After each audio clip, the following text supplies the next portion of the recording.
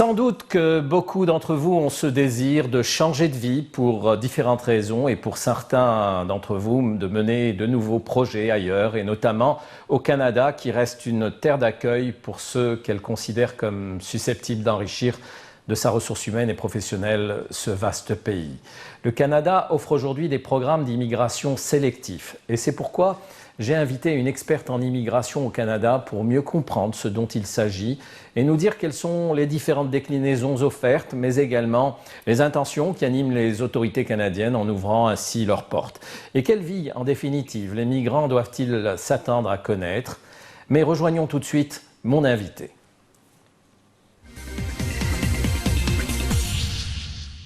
Nora Bouhali, bonsoir. Bonsoir. Vous êtes experte en immigration avec un cabinet conseil qui est basé à Montréal. Alors, vous êtes de passage en Algérie pour essayer de répondre à toute une série de questions de la part de beaucoup de candidats qui prétendent à partir, à immigrer vers le Canada. Je voudrais savoir aujourd'hui qu'est-ce qui s'offre comme programme pour les prétendants à l'immigration au Canada? Je vous dirais qu'au Canada, il n'y a pas un seul programme d'immigration, il y a minimalement une centaine, que ce soit pour les travailleurs qualifiés, il y a au niveau des études, au niveau des parrainages, des refuges d'investissement, etc. Mais je vous dirais, si nous parlons de l'Algérie, c'est plus au niveau des travailleurs qualifiés, donc la catégorie économique.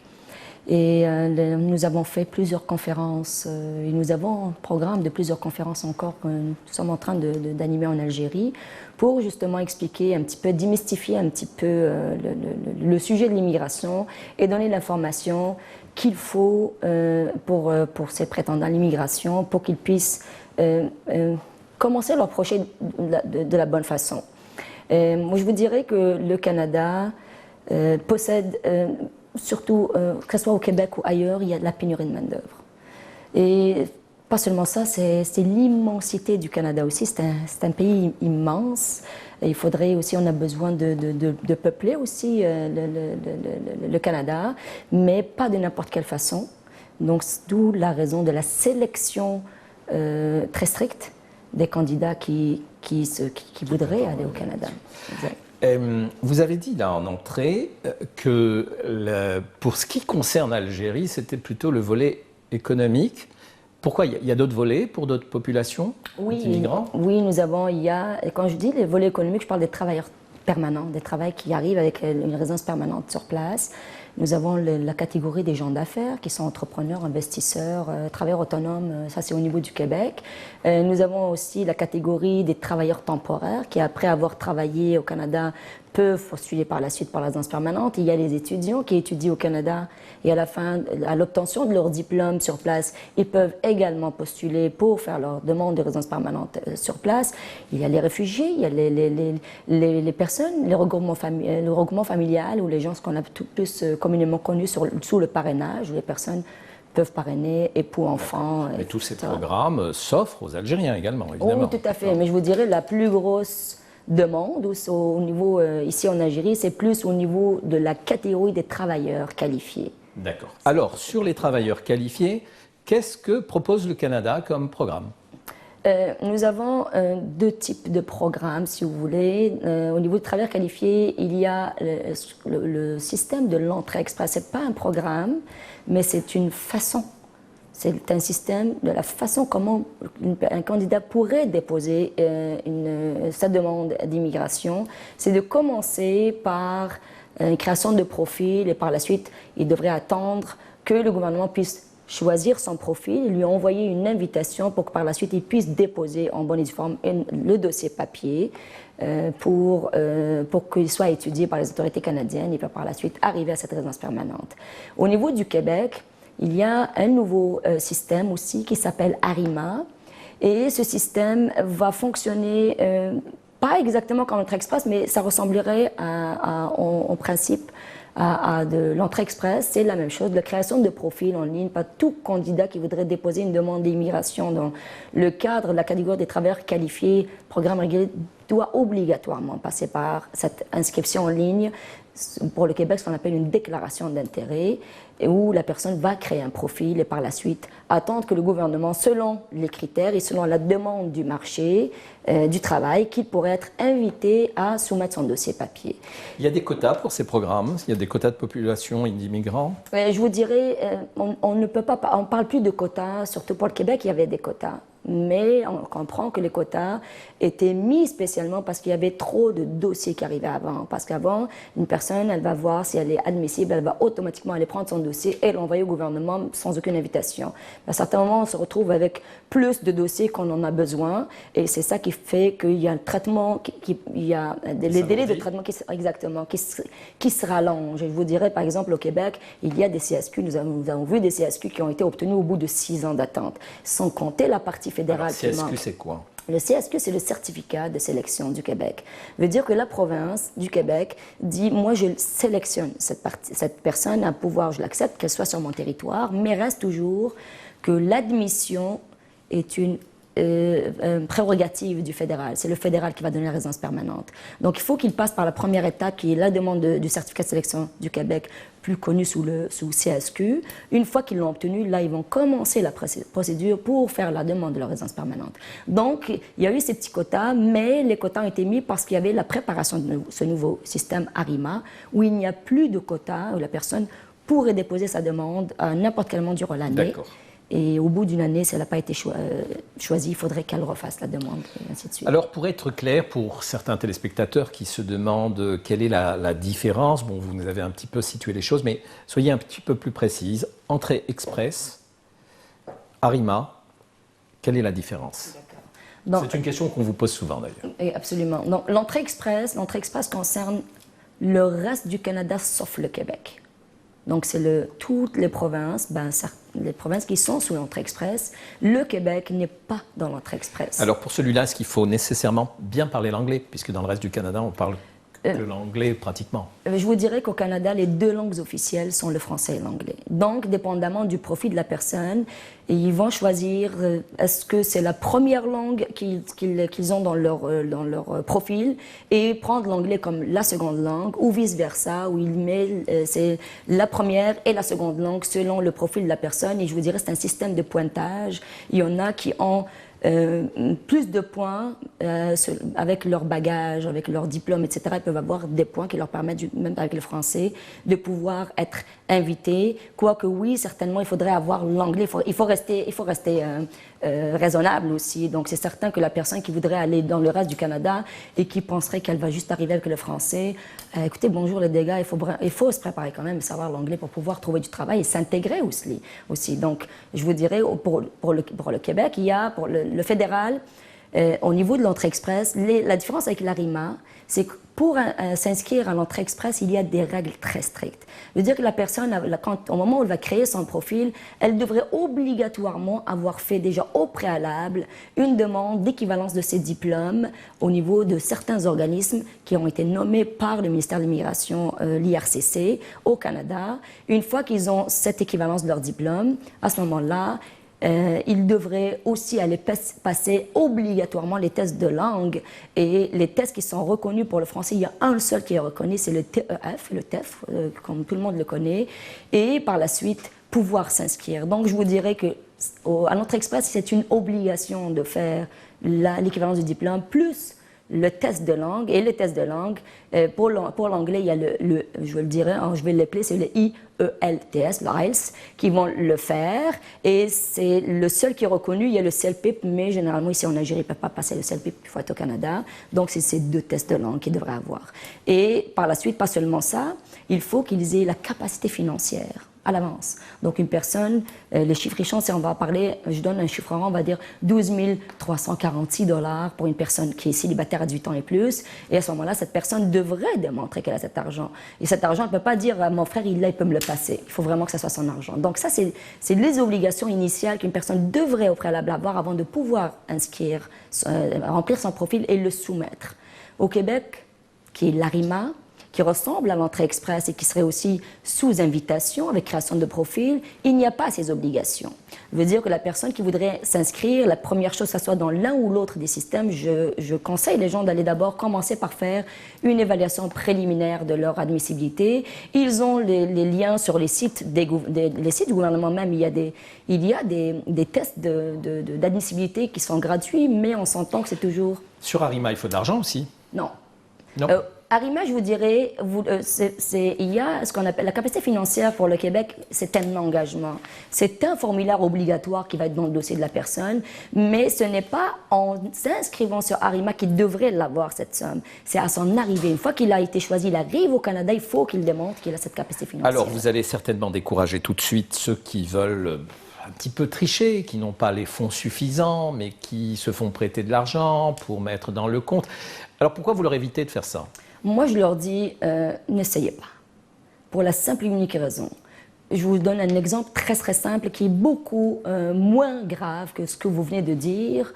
C'est que quand vous créez un profil Entrée Express, à partir du moment où vous êtes invité et que vous recevez, vous devez envoyer votre dossier papier. Si vous avez mis des choses que vous avez déclarées dans votre profil, parce que profil, quand on soumet, c'est une déclaration sur l'honneur, au fond, que ce que je viens de dire est vrai. Donc, quand un dossier papier arrive et que ce qu'on a dit sur notre profil ne correspond pas à ce qu'il y a dans notre dossier, nous allons avoir ce qu'on appelle une interdiction de territoire de 5 ans du Canada.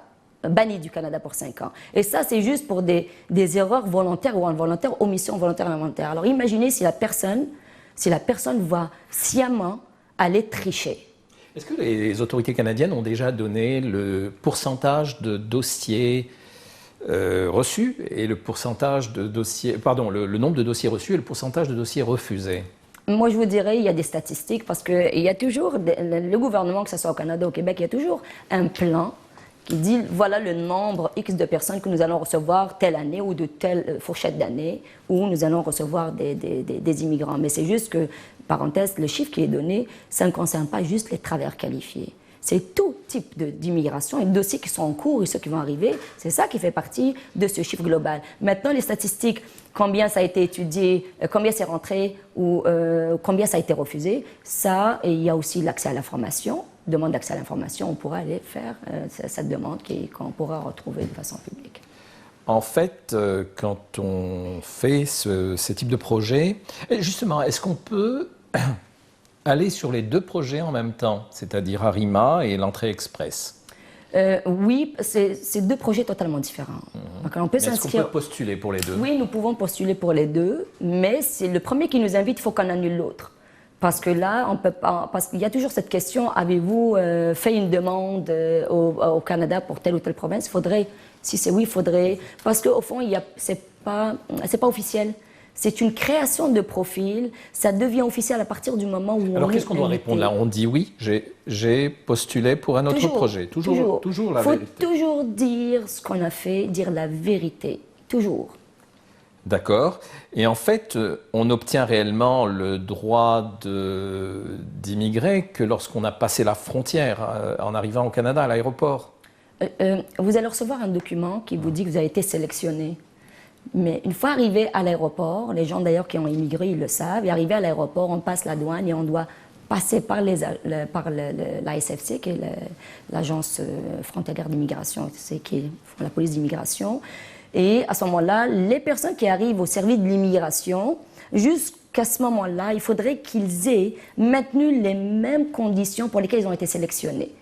Et là, ils vont poser certaines questions. Si tout va bien, la personne devient résidente permanente à ce moment-là. Il va y avoir des conseils aussi. Ils vont la diriger vers les organismes à but non lucratif. Il y aura beaucoup d'informations qu'on pourra les donner pour les aider à... Et bien entendu, il y a des personnes qui ont été remises dans l'avion pour revenir. Définitivement. Mais je ne parle pas d'Algérie, on s'entend. C'est grosso modo, oui, il y a des personnes qui vont être obligées de rentrer. Un mot sur les métiers. Je suis médecin et je vais y aller. Je suis ingénieur et je vais y aller. Je suis avocat, juriste et je vais y aller. Je suis plombier et je vais y aller. Alors, précisez-moi un peu, quels sont ces métiers-là d'abord? Est-ce qu'ils ont la cote là-bas en arrivant, ou est-ce que il y a des choses à faire au préalable? Ce que j'aimerais préciser, c'est vraiment vital. Merci pour cette question. C'est que quel que soit le diplôme que nous avons, je vais parler parce que nous sommes en Algérie, quel que soit le diplôme que nous avons ici, les personnes doivent se préparer à soit refaire leurs études ou si leur métier est réglementé ou leur profession est réglementée, comme les ingénieurs, l'ordre des ingénieurs et l'ordre des médecins, il y a des ordres professionnels, et même les plombiers, les soudeurs, les chauvaggistes, etc., ceux-là aussi, ils ont un endroit où ils devraient être réglementés aussi. Donc ces gens-là, ils ont le choix. Soit ils vont aller refaire leurs études. La profession de plombier est réglementée. Il y a un ordre des plombiers. C'est pas un ordre, mais je vous dirais c'est un organisme qui régit justement tout ce qui touche à la construction, et il devrait aller chercher justement cette certification pour pouvoir travailler. Et donc tout ce qui est technique, tout ce qui peut, c'est pour la protection du public là au fond, d'accord. Donc ces gens-là. La protection des professions aussi. Absolument, mais je vous dirais pour l'instant, protection des professions, mais une protection, un ordre qui est fait pour n'importe quel domaine, que ce soit ici ou ailleurs, c'est pour protéger le public. Alors, quels sont les métiers où il est facile d'émigrer, vers lesquels il est facile? Je vous dirais, votre question est large, mais je vous dirais que pour y répondre, il faut revenir juste aux critères de sélection et voir pour le Québec, il y a ce qu'on appelle la liste des domaines de formation. Cette liste, elle est notée de 0 à 12 points. Donc les personnes qui ont 12 points veut dire tout simplement, ceux-là qui ont 0, ça ne veut pas dire que leur diplôme ne vaut rien, mais c'est juste que le marché du travail n'en demande pas dans l'immédiat. Ceux qui ont 12 points veut dire il va rapidement et très très vite trouver du travail. Donc je vous dirais, il n'y a pas un métier meilleur qu'un autre, c'est la demande du marché qui fait que les critères changent. Et cette fois-ci, peut-être qu'on va combler le marché avec le manque d'infirmiers. L'année prochaine, on aura besoin d'informaticiens, on a besoin d'informaticiens, ça va être des informaticiens, et ainsi de suite. Et c'est pour ça que la liste change souvent. Alors, j'ai eu l'impression que pour les médecins, les infirmiers, les juristes, les avocats plutôt, et les ingénieurs, c'est quand même difficile. Alors, je connais votre discours puisque je vous ai entendu lors de votre conférence. Vous disiez, écoutez, n'ayez pas peur d'affronter et faites les choses convenablement, c'est-à-dire refaites les études qu'ils vous permettent de refaire. C'est souvent pas la totalité des études, mais refaites-le. Mais le problème, c'est que il y a des conditions financières. Les gens arrivent avec un certain montant et ils n'ont peut-être pas l'opportunité de se lancer dans des nouvelles études, donc c'est épouvantable. Et pourtant, ils ont été acceptés à l'immigration. Moi, je vous dirais que ce que vous dites, je comprends ce que vous venez de présenter, mais ce n'est pas vraiment le cas. Oui, ceux qui veulent arriver, travailler tout de suite avec leur diplôme, je leur dis, c'est l'erreur à ne pas faire. Donc, il faudrait vraiment se mettre à niveau du pays où on arrive. C'est l'Amérique, c'est une autre mentalité. Il faut qu'ils comprennent au moins comment ça fonctionne. Et par la suite, pour étudier, on peut étudier et travailler. D'accord? Il y a aussi ce qu'on appelle les prêts et bourses du gouvernement. Donc, la personne peut faire une demande de prêt et bourse, c'est étatique, et puis aspirer à cette bourse pour qu'elle puisse étudier et être financée pour pouvoir faire ses études. Il y a aussi, comme je vous le dis, il y a les études à temps partiel, et on peut travailler, on peut étudier. Donc, tout est là pour l'immigrant puisse se retrouver dans ce système. Et puis juste pour dire aux gens, oui, il y en a beaucoup qui disent, moi j'arrive avec mon diplôme, pourquoi ils m'ont choisi, mais je ne veux pas travailler avec. Je leur dis, soyez raisonnables, il faudrait que vous alliez faire une mise à niveau pour que vous puissiez au moins discuter avec vos collègues quand vous êtes au travail, qu'ils puissent vous comprendre et que vous puissiez les comprendre aussi. Entrée express, Arima, quels sont les délais généraux d'attente? Arima n'est pas encore ouvert. Arima, je suppose que ça pourrait se faire en mois d'octobre, parce que n'oubliez pas qu'au 1er octobre, il y a les élections au Québec. Donc... Une candidature prendra combien de temps pour être examinée, en tout cas à laquelle on répondra? Je vous dirais qu'on commencera à parler de délai à partir du moment où la personne a été invitée. Tant et aussi longtemps qu'elle n'a pas été invitée, qu'elle est juste dans un bassin de candidats, on ne peut pas parler de délai. Mais pour l'entrée express, justement, quels sont les délais? La même chose. Je vous dirais, l'entrée express, une fois que vous avez été invité, vous êtes dans le bassin, on est venu vous inviter pour déposer votre dossier. Le dossier, jusqu'à l'aboutissement de la résidence permanente, c'est 6 mois. Ça peut être un peu plus, dépendamment de chaque cas. Donc, c'est du cas par cas. Il y a les vérifications sécuritaires, ça va dépendre. Mais je vous dirais, en règle générale, c'est un 6 mois à partir du moment où nous avons reçu une invitation du gouvernement à déposer son dossier.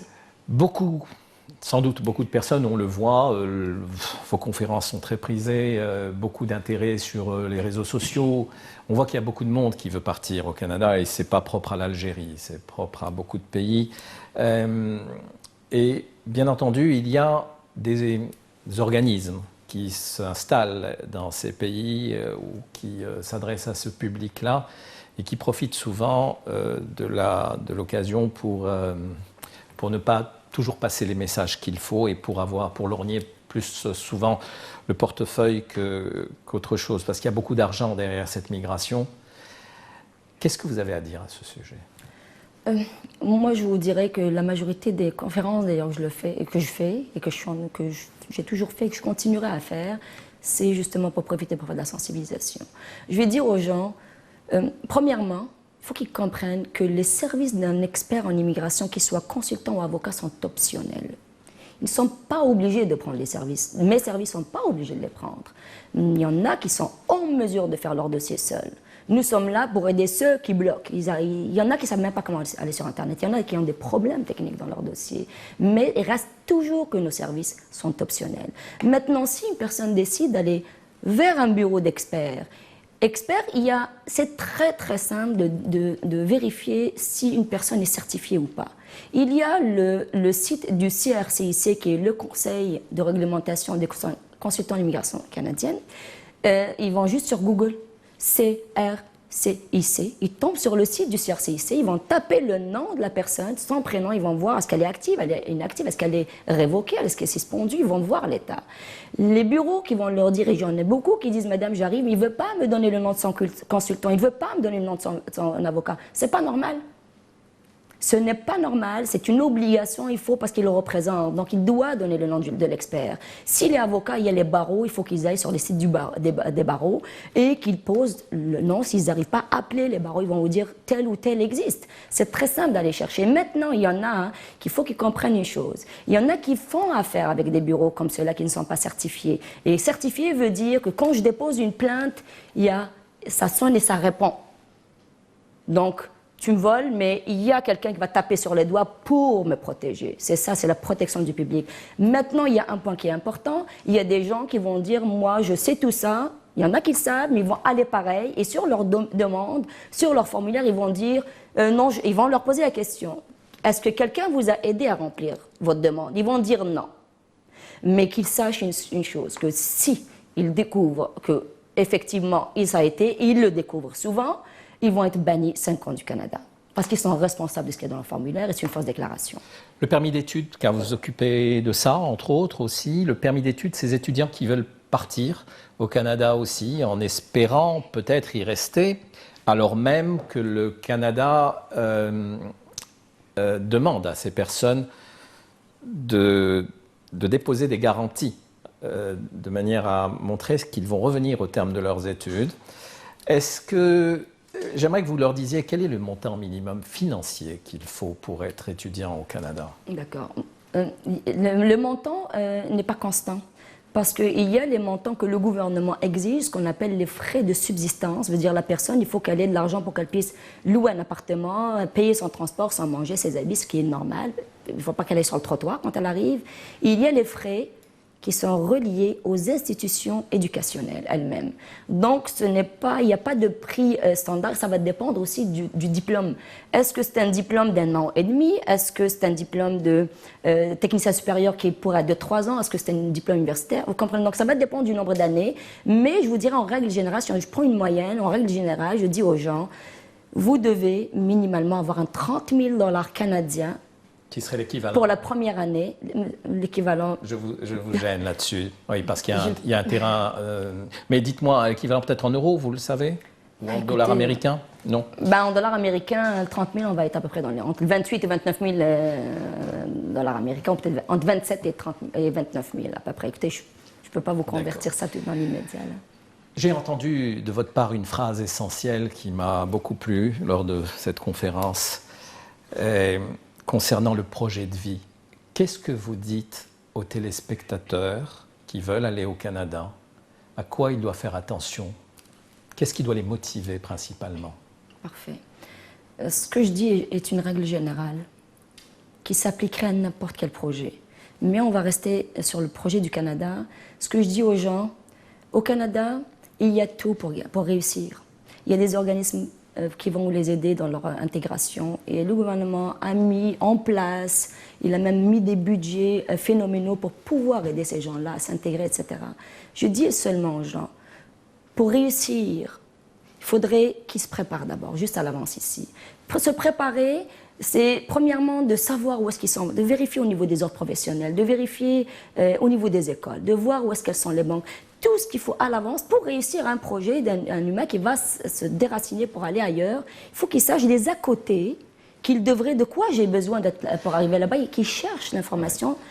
Arriver là-bas, ça ne veut pas dire qu'il aura toute l'information à 100%, mais au moins, il serait au moins préparé et dire « Ah, je savais que ça allait être difficile », il pourrait rebondir et continuer. Je faisais référence à autre chose lorsque vous leur avez dit « Attention, pas de fuite en avant ».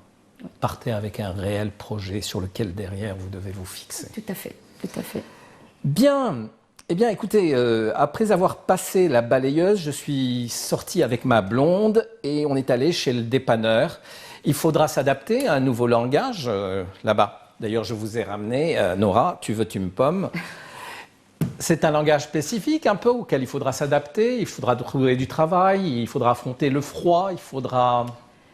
C'est définitif, c'est ce que je disais tout à l'heure, ou je vous le dirai tantôt, comme on dit au Québec. Ce que je disais tantôt, c'est que les gens doivent se préparer, incluant le dialecte, la façon de parler au Québec. Parce que si on ne comprend pas l'autre et qu'on n'arrive pas à se faire comprendre, ça ne va pas être facile, ça va pas être Mais drôle. vous disiez aussi que les Algériens s'adaptent facilement. Oui, c'est des caméléons. Nous sommes, je suis algérien sincèrement, nous sommes des caméléons. Nous prenons la couleur de l'endroit où nous sommes, mais à condition qu'on comprenne au départ comment les règles du jeu. Alors sur ce volet d'adaptation, je voudrais qu'on regarde cette vidéo. Bonjour à tous, ça va, Papa Compagnie Ramsal. Aujourd'hui, je vais vous parler du Canada, de Montréal, parce que je suis à Montréal. Je vais vous parler du Montréal, les Montréaliens, le Montréaliage, la montréalisation à Montréal. Ce qu'il faut savoir à Montréal, c'est qu'ils ont 3 repas. Le petit déjeuner, ils l'appellent déjeuner. Le déjeuner, le dîner. Et le dîner, le souper. Et nous, on n'a pas d'horaire pour le dîner. Tout dépend à quelle heure rentre le père. Si le père rentre à 20h, on dîne à 20h. Si le père rentre à 21h, on dîne à 21h. Si le père rentre pas, on dîne pas. Ce qu'il faut savoir à Montréal aussi, c'est que les gens parlent 2 langues. Français et anglais. Il te dit hello. Désolé, ici, j'étais dans un pub hier, il m'a caché ça. Il parle 2 langues. Il te dit hello, what's up, I hope everything is c'est bon. Your family c'est bon. Your brother c'est bon. Un accent pas jusqu'à là-bas. Il parle pas bien français. Quand tu comprends pas un mot, il te dit... Tu comprends pas ce que je dis? Mais bien sûr que je comprends pas, tu parles pas français, me rends pas fou aussi. Parce qu'ici, ils te disent, tu veux-tu manger? Et à la fin de la phrase, ils te disent, bah là. Tu veux-tu dîner? Bah là. Tu manges-tu? Le français mange le bâton. Oh. Alors quand j'ai fini avec le gars de la réception, à un moment donné, il parlait au téléphone, il a dit tabarnak. Moi, j'ai pas compris, il m'a dit tabarnak. Je lui ai dit tabarnak. Je lui ai dit désolé, j'ai que le tabac à rouler. Il s'est énervé. Après il m'a dit t'es fou quoi? J'ai dit tabarnak. J'ai dit tabarnak, il m'a dit tabarnak. J'ai dit ah tu veux dire tabarakallah alik. Tabarnak alik toi aussi. Après il m'a giflé. Ce qu'il faut savoir aussi au Canada, c'est qu'il y a les feux rouges. Ils ont des feux rouges bizarres. Ils sont tellement organisés et tellement calmes que les Montréaliens, ils s'arrêtent pas devant le feu rouge, non. Ils s'arrêtent une rue avant le feu rouge. T'as la rue ici, et t'as une rue qui coupe, et t'as le feu rouge, au moins ils s'arrêtent avant notre rue. Pour les Canadiens, ça va, ils connaissent, mais pour les touristes, ils vont devenir quoi? Des touristes? Tu rentres dans la rue, tu t'arrêtes devant le feu rouge, il y a un camion qui te saute.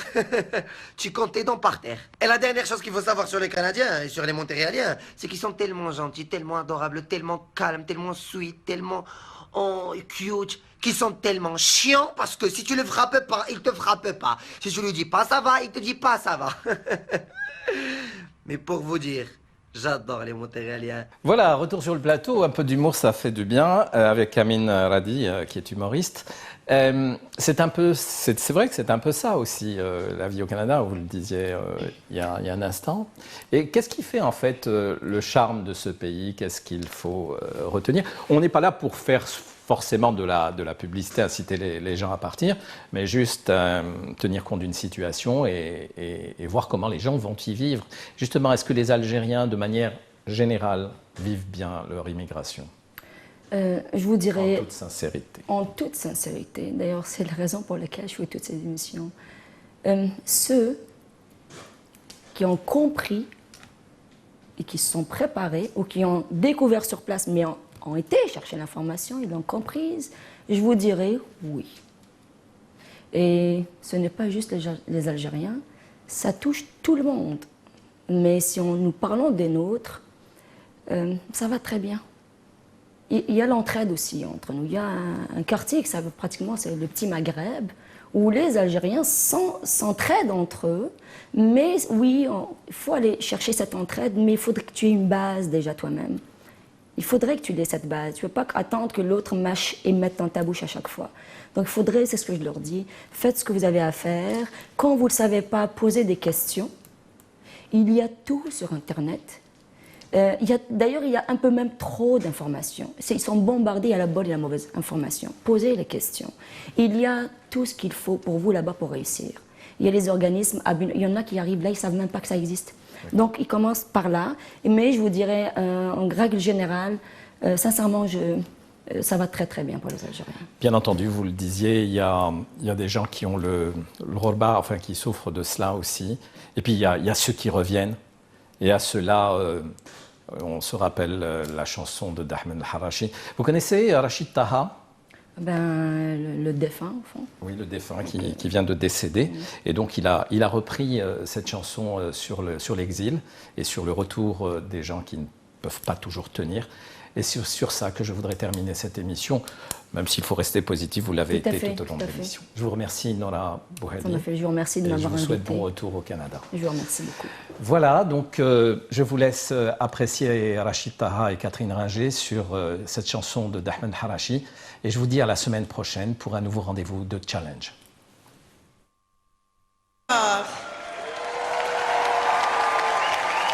On est content, je suis très heureuse de chanter cette chanson, une chanson d'Ahmed El-Harachi qui a fait le tour du monde, que Rachid Taha a repris merveilleusement. Et c'est une chanson qui raconte aux immigrés, aux voyageurs, mais où pars-tu? Tu sais que beaucoup de gens naïfs ont voulu quitter leur pays comme ça pour aller dans les endroits soi-disant idylliques et l'ont regretté.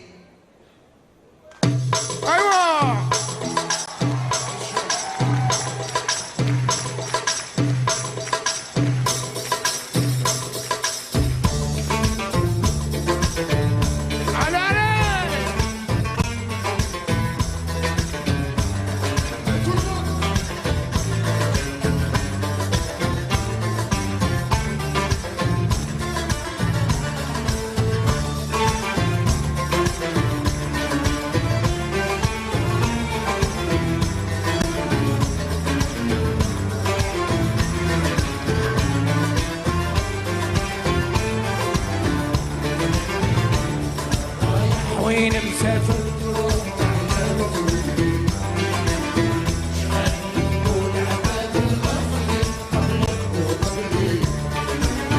يا راية وين مسافر تروح تعيا وتولي شعلنا دموع عباك الخفلي قبلي